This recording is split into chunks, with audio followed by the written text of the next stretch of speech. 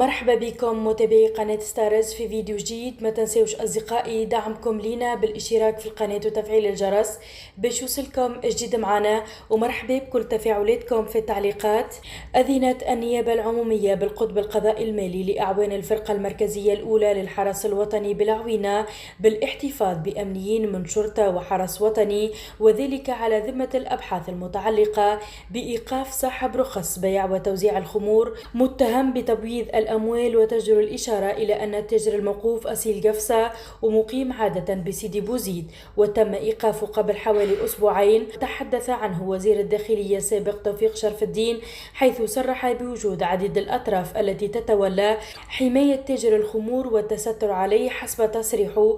ووفق مزيك فقد تولى أعوان الفرقة المركزية الأولى للحرس الوطني بالعوينة المتعهدين بالبحث ضد تاجر الخمور بإيقاف أمنيين من شرطة وحرس وطني ينشطون بين سيدي بوزيد والقصرين.